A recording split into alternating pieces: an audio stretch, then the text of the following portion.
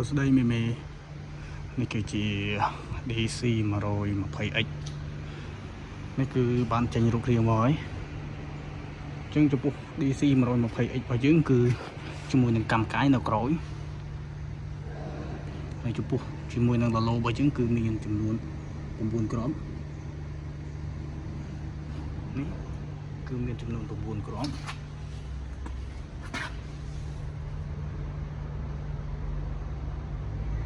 ចំពោះ logo ចំពោះ logo ត្រូវកង់យើងមានដល់12គ្រាប់អញ្ចឹងនេះចំពោះសំណាញ់ធំទឹកអញ្ចឹងចំពោះសំណាញ់ធំទឹកនេះបើសិនជាមានការស្ទះគឺយើងអាចចុចផ្លុំចេញវិញបានហើយនេះគឺជាចន្ទើ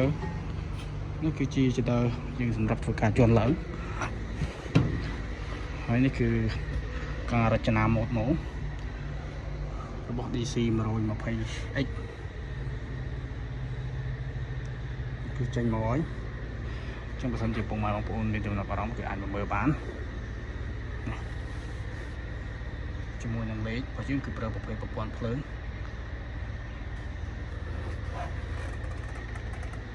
ហើយខាងនេះគឺមានទូលាយមែនតើអញ្ចឹងបើសិនជាពុកម៉ែបងប្អូនមានចំណាប់អារម្មណ៍អាចទំនាក់ទំនងមកបានអញ្ចឹងចំពោះមុខរបស់វាគឺចំនួន3ម៉ែត្រចំពោះមុខកាត់របស់ DC 120គឺមានចំនួន3ម៉ែត្រពោះកំពង់កវាគឺដូចគ្នានឹង108ប៉ុនគ្នាចំពោះកំពង់កចឹងបើសិនជាមេមានចំណាប់អារម្មណ៍គឺអាចមកមើលបាននៅមានទីតាំងហាងគូបតាបទីវិនជ័យចំពោះរូបរាង logo វាដូចគ្នាចឹងចំពោះ logo គឺយើង logo ធំចំនួន4គ្រាប់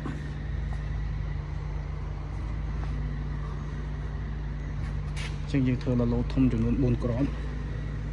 មុខក្រោយចឹងនេះគឺកន្លែងគូតចេញចម្បើងរបស់វាគឺរចនាមកស្រស់ស្អាត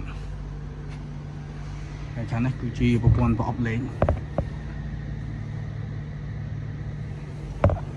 ចឹងតើតោះនឹងប្រព័ន្ធប្រអប់លេខរបស់យើងគឺរាងប្រភេទប្រើភ្លើងចំពោះ DC 120ហើយតើតោះនឹងធុងសុទ្ធគឺយើងអាចចាក់បានទៅដល់140លីត្រចំពោះធុងផ្ទុកស្រូវគឺយើងផ្ទុកបានចំនួន1460គីឡូដូចគ្នាហើយនេះគឺជាតម្រងម៉ាស៊ីនគឺមានពពាក់ទៅដោយសាន់ស័រគឺងាយស្រួលក្នុងការយកប្រើប្រាស់ហើយស្រួលក្នុងការត្រួតពិនិត្យអញ្ចឹងបើសិនជាមានចំណាប់អារម្មណ៍គឺអាចទំនាក់ទំនងមកបានអញ្ចឹងចំពោះ DC 120X គឺយើងមានធ្វើការចេញលក់ហើយ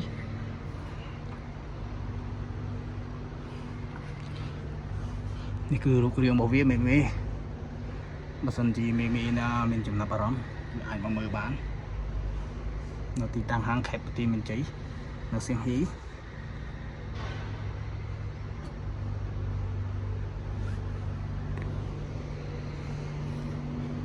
បានទៅដល់ហើយចំពោះទឹកខាងនេះគឺយើងអាចបកខ្យល់ដើម្បីបញ្ចេញសម្រាប់បញ្ចេញអីមកវិញបានណាគឺសំខាន់គឺលយមែនទេយើងអាចបញ្ជាចេញមកវិញបានបើចូលបើចេញបានណាហើយនេះគឺជារូបរាងរបស់វា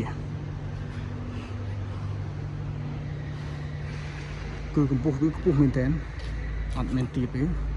កម្ពស់វាគឺខ្ពស់ជាងមុនចឹងបើសិនជាមានចំណាប់អារម្មណ៍អីអាចមកមើលបានចូលអរគុណច្រើននេះចឹងចាំខ្ញុំដាក់លេខទូរស័ព្ទឲ្យបើសិនជាមេត្រូវខាងចឹងអរគុណច្រើនមេ